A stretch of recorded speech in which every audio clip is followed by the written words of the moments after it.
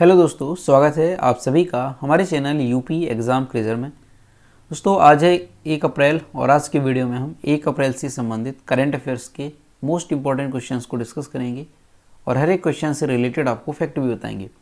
इस वीडियो के अंत में आपसे एक क्वेश्चन भी पूछेंगे जिसका जवाब आप सभी को कमेंट बॉक्स में देना है। और इस वीडियो की अगर आपको PDF डाउनलोड करनी है तो इसकी PDF आप हमारे टेलीग्राम ग्रुप से डाउनलोड कर सकते हैं। टेलीग्राम ग्रुप की लिंक आपको वीडियो के डिस्क्रिप्शन में मिल जाएगी। तो सभी लोग जो है टेलीग्राम को ज्वाइन कर लें और वहाँ पे आपको सारी PDF एक साथ अवेलेबल कराई जाती हैं। तो चलिए शुरू करते हैं।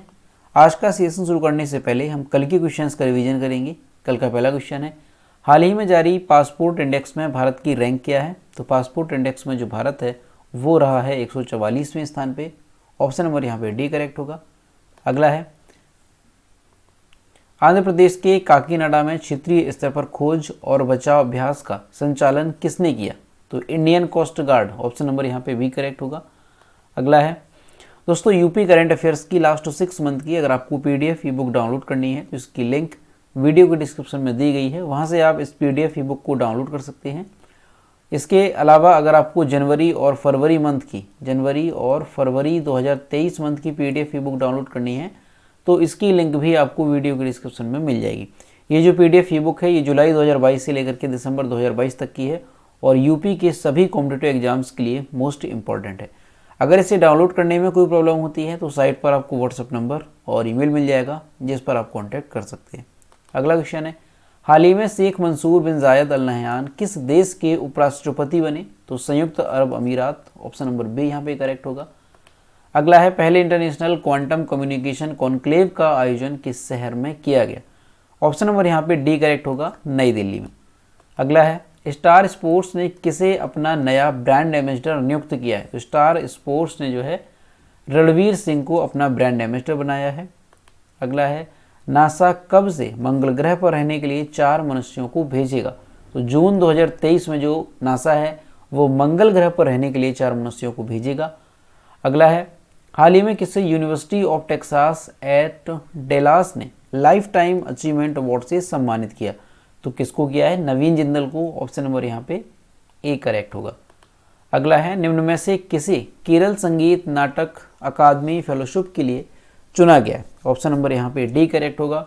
उपरोक्त सभी यानी इन 3 व्यक्तियों को जो है केरल संगीत नाटक अकादमी फेलोशिप के लिए चुना गया है। अगला है, निम्न में से किस राज्य के NGO को चिल्ड्रन चैंपियन अवार्ड 2023 से सम्मानित किया गया? तो असम का NGO है जिसको चिल्ड्रन चैंपियन अवार्ड 2023 से सम्मानित किया गया। तो दोस्तों ये थे कल के क्वेश्चंस जिसका हमने रिवीजन किया। अब हम शुरू करते हैं आज का सेशन। और वीडियो अगर अभी तक आप लोगों ने लाइक नहीं किया है तो सभी लोग वीडियो को लाइक करें और एक बार जो है अपने दोस्तों के साथ शेयर भी कर दें। पहला क्वेश्चन है, IPL 2023 की ओपनिंग सेरेमनी किस स्टेडियम में आयोजित की गई? तो ये जो है नरेंद्र मोदी क्रिकेट स्टेडियम में आयोजित की गई है। ऑप्शन नंबर यहाँ पे बी करेक्ट होगा। दोस्तों इंडियन प्रीमियर लीग के 16वें संस्करण यानी IPL 2023 की जो शुरुआत है वो 31 मार्च से हो गई है। इस साल के संस्करण के हिस्से के रूप में कुल 70 लीग स्टेज मैच खेले जाएंगे। इस सीजन के IPL के पहले मैच में गत विजेता गुजरात टाइटंस का मुकाबला 4 बार की IPL champion Chennai super Kings के साथ होगा। इस सीजन का उद्घाटन समारोह कहाँ पे हुआ? तो नरेंद्र मोदी क्रिकेट स्टेडियम जो कि कहाँ पे है? अहमदाबाद में। यहाँ पर इसका जो उद्घाटन समारोह है वो किया गया। इसमें एक्ट्रेस रश्मिका मंदाना, तमन्ना भाटिया और गायक अरिजीत सिंह ने परफॉर्म किया उद्घाटन समारोह में। ठीक है, तो ध्यान रखेंगे कहाँ पे उद्घाटन किया गया है? नरेंद्र मोदी क्रिकेट स्टेडियम जो कि कहाँ पे है? अहमदाबाद। और दोस्तों याद रखेंगे जो नरेंद्र मोदी क्रिकेट स्टेडियम है इसका पुराना नाम क्या था? तो मोटेरा स्टेडियम। ठीक है, इसका पुराना नाम था और जो मोटेरा स्टेडियम है अब हो गया नरेंद्र मोदी क्रिकेट स्टेडियम। ये दुनिया का सबसे बड़ा क्रिकेट स्टेडियम है। ठीक है, इस चीज़ को ध्यान रखेंगे। अगला है, हाल ही में 100% रेलवे नेटवर्क विद्युतीकरण हासिल करने वाला पहला भारतीय राज्य कौन सा बना? तो ये बन गया है हरियाणा। ऑप्शन नंबर यहाँ पे सी करेक्ट होगा। दोस्तों भारतीय रेलवे ने मार्च 2023 में हरियाणा राज्य में रेलवे नेटवर्क का 100% विद्युतीकरण पूरा किया है। ये 100% रेलवे नेटवर्क विद्युतीकरण हासिल करने वाला पहला भारतीय राज्य बन गया है। हरियाणा का मौजूदा broad gauge network 1701 route kilometre है, जो कि अब 100% विद्युतीकृत हो गया है, जिसके परिणाम स्वरूप आयातित कच्चे तेल पर निर्भरता कम हुई है और विदेशी मुद्रा की बचत हुई है। तो ध्यान रखेंगे कि किस राज्य में जो रेलवे नेटवर्क है वो 100% विद्युतीकृत हो गया है, तो वो हो गया है कहाँ पे, हरियाणा में। ठीक है, अब यहाँ पर जो है क्या है, कच्चे तेल पर भी निर्भरता कम हुई है क्योंकि ये विद्युतीकृत हुआ है और विदेशी मुद्रा की भी यहाँ पे बचत हुई है। तो ध्यान रखेंगे हरियाणा का नाम, यहाँ पर जो रेलवे नेटवर्क है वो पूरी तरह से विद्युतीकृत हो गया है। अगला है, हीरो मोटोकॉर्प के नए सीईओ के रूप में किसको नियुक्त किया गया है? तो ऑप्शन नंबर यहाँ पे ए करेक्ट होगा, निरंजन गुप्ता को जो है हीरो मोटोकॉर्प के नए सीईओ के रूप में नियुक्त किया गया। दोस्तों हीरो मोटोकॉर्प जो एजेंसी है, जो बाइक की एजेंसी है, ठीक है, तो इसके नए जो मुख्य कार्यकारी अधिकारी है सीईओ, इसके रूप में निरंजन गुप्ता को नियुक्त किया गया। हीरो मोटोकॉर्प के बोर्ड के अनुसार उनकी नियुक्ति 1 मई 2023 से प्रभावी होगी और वर्तमान में कंपनी के वर्तमान में सीएफओ के रूप में कार्यरत हैं। पवन मुंजाल बोर्ड के कार्यकारी अध्यक्ष और पूर्णकालिक निदेशक बने रहेंगे। हीरो मोटोकॉर्प क्या है? तो भारत की बहुराष्ट्रीय मोटरसाइकिल और स्कूटर निर्माता कंपनी है। ठीक, सभी लोग जानते हैं। तो इसके जो सीईओ हैं वो कौन बन गए हैं? निरंजन गुप्ता को नियुक्त किया गया है। 1 मई 2023 से इनका जो कार्यकाल है वो स्टार्ट हो जाएगा। अगला है, नासा के मून टू मार्स प्रोग्राम के पहले प्रमुख के रूप में किसे नियुक्त किया गया? तो यहाँ पे ऑप्शन नंबर डी करेक्ट हो जाएगा, अमित क्षत्रिय को। दोस्तों भारतीय अमेरिकी सॉफ्टवेयर और रोबोटिक्स इंजीनियर अमित क्षत्रिय, इनको जो है नासा ने अपने नए मून टू मार्स प्रोग्राम के पहले प्रमुख के रूप में नियुक्त किया है। नासा ने यह घोषणा की है कि जो अमित क्षत्रिय हैं इनको तत्काल प्रभाव से नासा के पहले कार्यालय प्रमुख के रूप में काम करेंगे। इस मिशन का उद्देश्य क्या है? कौन सा मिशन है? Moon to Mars programme. तो इसका उद्देश्य चंद्रमा और मंगल पर एजेंसी की मानव अन्वेषण गतिविधियों को अंजाम देना। अमित क्षत्रिय ने 2003 में अंतरिक्ष कार्यक्रम में अपना करियर शुरू किया था और एक सॉफ्टवेयर और रोबोटिक्स इंजीनियर के रूप में भी कार्य शुरू किया है। तो ध्यान रखेंगे आप कि मून टू मार्स प्रोग्राम ये किसका प्रोग्राम है, ये ध्यान रखेंगे। ठीक है, अगर पूछा जाए किसका ये प्रोग्राम है तो ये नासा का प्रोग्राम है। उद्देश्य क्या है इस मिशन का? तो चंद्रमा और मंगल पर एजेंसी की मानव अन्वेषण गतिविधियों को अंजाम देना, ये इस मिशन का उद्देश्य रहेगा। तो ये जो मिशन है मून टू मार्स प्रोग्राम, इसके लिए पहले प्रमुख के रूप में किसको नियुक्त किया गया? तो अमित क्षत्रिय को जो है नियुक्त किया गया। अगला है, नेशनल मैरीटाइम वीक कब से शुरू हो रहा है? ऑप्शन नंबर यहाँ पे करेक्ट हो जाएगा बी, 30 मार्च से जो है शुरू हुआ है नेशनल मैरीटाइम वीक। दोस्तों भारत में हर साल 5 अप्रैल को नेशनल मैरीटाइम डे मनाया जाता है, यानी राष्ट्रीय समुद्री दिवस। इसको देखते हुए जो है नेशनल मैरीटाइम वीक की शुरुआत हुई है। कब से? 30 मार्च से नेशनल मैरीटाइम वीक की शुरुआत हुई है। पीएम मोदी ने राष्ट्रीय समुद्री सप्ताह की शुरुआत पर कहा कि ये बंदरगाह आधारित विकास और आर्थिक समृद्धि के प्रयासों को मजबूती प्रदान करेगा। इस दिवस के महत्व को चिन्हित करने के लिए सरकार 30 मार्च 2023 से 5 अप्रैल 2023 तक राष्ट्रीय समुद्री सप्ताह मना रही है, यानी नेशनल मैरीटाइम वीक मनाया जा रहा है 30 मार्च से लेकर के 5 अप्रैल तक। ठीक, तो ध्यान रखेंगे इसको, और ये भी ध्यान रखेंगे नेशनल मैरीटाइम डे यानी राष्ट्रीय समुद्री दिवस कब मनाया जाता है? 5 अप्रैल को ये मनाया जाता है। अगला है, कहाँ पर दुनिया का तीसरा और भारत का दूसरा बड़ा क्रिकेट स्टेडियम बनेगा? तो ये बनाया जाएगा राजस्थान में। ऑप्शन नंबर यहाँ पे बी करेक्ट हो जाएगा। दोस्तों वेदांता की हिंदुस्तान जिंक लिमिटेड जो कंपनी है, ये राजस्थान क्रिकेट एसोसिएशन के साथ जयपुर के चोनप गांव में, ये ध्यान रखेंगे गांव का नाम, और ये भी ध्यान रखेंगे जयपुर। तो जयपुर के चोनप गांव में जो है दुनिया का तीसरा सबसे बड़ा क्रिकेट स्टेडियम बनाने के लिए एक समझौता ज्ञापन पर हस्ताक्षर किए हैं। दुनिया का तीसरा और भारत का दूसरा। जयपुर में बनने वाले दुनिया की तीसरे सबसे बड़े क्रिकेट स्टेडियम के निर्माण के लिए वेदांता ग्रुप ने राजस्थान क्रिकेट एसोसिएशन को 300 करोड़ रुपए प्रदान किए हैं। तो ये ध्यान रखिएगा, ठीक है, मोस्ट इंपोर्टेंट रहेगा कि दुनिया का जो सबसे बड़ा क्रिकेट स्टेडियम है वो हमारे इंडिया में है। ठीक है, क्या नाम है उसका? नाम हो गया है अब नरेंद्र मोदी क्रिकेट स्टेडियम। कहाँ पे है? अहमदाबाद में। अब यहाँ पे बात आई है कि जो दुनिया का तीसरा सबसे बड़ा और भारत का दूसरा सबसे बड़ा क्रिकेट स्टेडियम है वो बनेगा राजस्थान में। ठीक है, तो इस चीज़ को ध्यान रखेंगे। और कहाँ पे, तो जयपुर में बनाया जाएगा, चोनप गांव में। और दोस्तों यहाँ पे राजस्थान की बात आई है तो कुछ क्वेश्चन राजस्थान से हैं जो कि आपको याद रखने हैं। ठीक है, पहला क्वेश्चन आप याद रखेंगे राजस्थान से कि भारत का जो 52वां टाइगर रिजर्व है, ठीक है, यहाँ पे ध्यान रखेंगे 52वां जो टाइगर रिजर्व है वो कौन सा है, तो रामगढ़ विषधारी, इसको ध्यान रखेंगे, रामगढ़ विषधारी। रामगढ़ विषधारी जो टाइगर रिजर्व है ये 52वां टाइगर रिजर्व है भारत का, और ये कहाँ पे है, तो बूंदी राजस्थान में ये स्थित है, रामगढ़ विषधारी टाइगर रिजर्व, इसको ध्यान रखेंगे।